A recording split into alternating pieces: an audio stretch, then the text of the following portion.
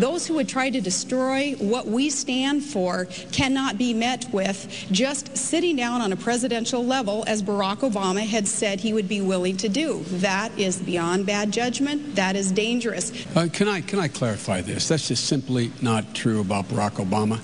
He did not say he'd sit down with Ahmadinejad. Would you be willing to meet separately, without precondition, during the first year of your administration in Washington or anywhere else, with the leaders of Iran, Syria, Venezuela, Cuba, and North Korea, in order to bridge the gap that divides our countries? Senator Obama?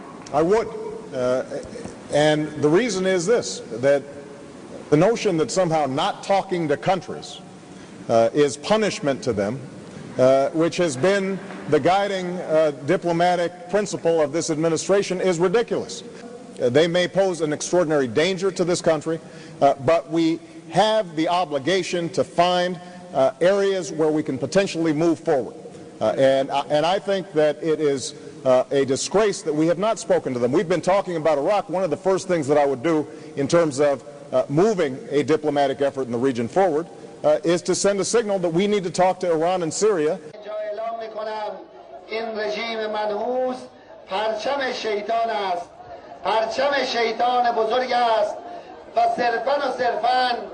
مجری دستورات آمریکا و انگلیس جنایتکار است. مرگ بر اسرائیل.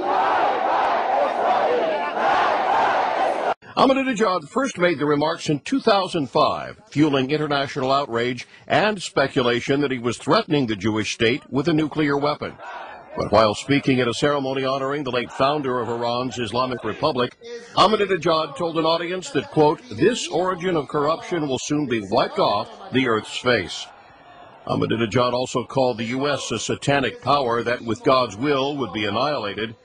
عزیزان من، هرچه ظلم، هرچه بدبختی هست، از ناحیه اینهاست. مشکل بشریت وجود این انسانها و قدرت‌های فاسد است. منحنی حیات این قدرت‌ها رو به افول است. ما می‌بینیم که اینها به سرعت در حال اضمحلالند. ملت ایران راه خود را پیدا کرده است. امروز ایران هسته‌ای است. Mr. President, another student asks, Iranian women are now denied basic human rights, and your government has imposed draconian punishments, including execution, on Iranian citizens who are homosexuals. Why are you doing those things? In Iran, we don't have homosexuals like in your country. We don't have that in our country. In Iran,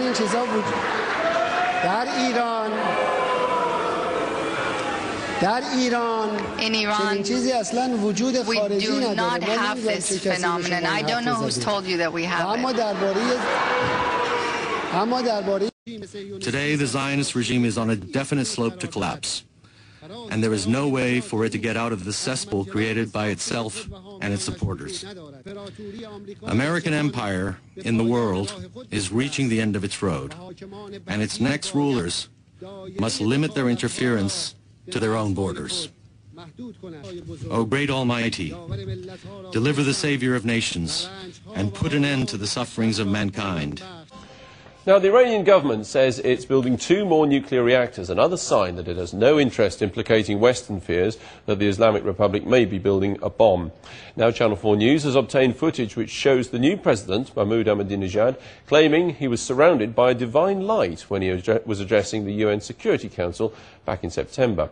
And he's recently said that all his country's policies should be based on the second coming of a mystical religious figure. To find out how the president's messianic devotion to the Shia Muslim saint, the Mahdi, is shaking up the country. One day, they believe, he'll return to earth through the well which lies under the postbox. Now it seems the Mahdi has become political. Iran's new president says he's a devotee of the 12th Imam. All Shias believe that one day the Mahdi will return. But some Iranians are beginning to worry that their new president is reorienting the country's politics towards that day. It's as if Tony Blair had said that from now on, Britons should be preparing for the second coming of Jesus. He repeated that prayer when he addressed the UN General Assembly last September, calling on God to hasten the coming of the Mahdi. We caught up with the President and asked what he meant when he said Iranians should prepare for the return of the Mahdi. The reply: they must be pure and devout. Mr. Ahmadinejad shocked Western governments when he said Israel should be wiped off the face of the earth. He used Basij Day to send another hardline message to Europe and America, to the countries trying to prevent Iran from developing nuclear technology. They don't say it publicly, but some Iranians worry that their new president has no fear of international turmoil. They think it's just a sign from God.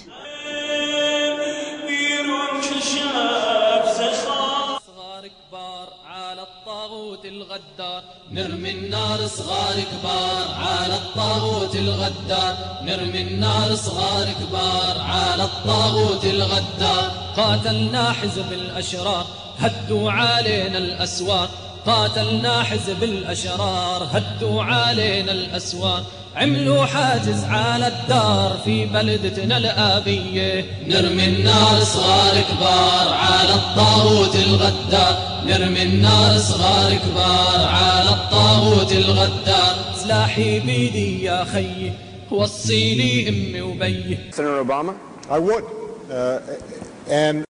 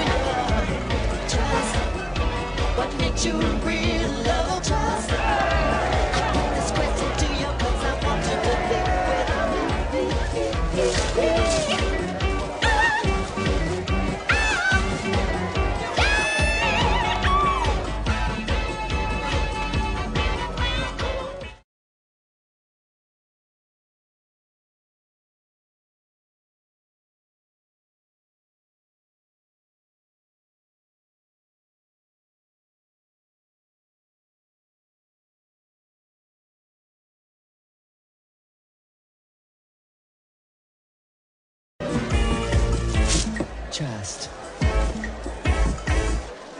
And now, folks, it's time for Who Do You Trust? Hubba, hubba, hubba, money, money, money. Who do you trust? Me? I'm giving away free money. And where is the Batman? He's at home, washing his tights.